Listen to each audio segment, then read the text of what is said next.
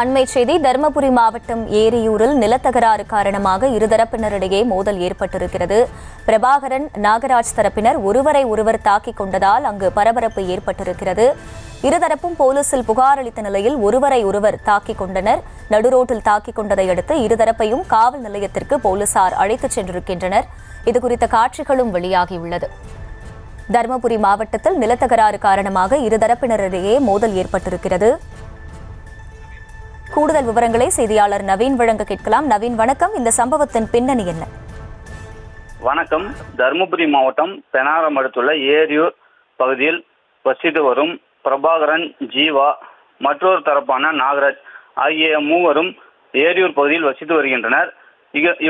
இவர்களுக்கு ஏற்கனவே நிலத்தகராறு இருந்து வந்துள்ளது. இந்த நிலத்தகராறு பிரச்சனை காரணமாக ஏரியூர் காவல் நிலையத்தில் புகார் அளித்து வந்துள்ளனர். அதனை குறித்து இன்று ஏரியூர் காவல் நிலையத்தில் விசாரணை நடத்த உள்ள நிலையில் இன்று காலை ஏரியூர் காவல் நிலையத்திற்கு சென்ற பொழுது ஜீவா மற்றும் பிரபாகர், நாகராஜ் ஆகிய இருதரப்புக்கும்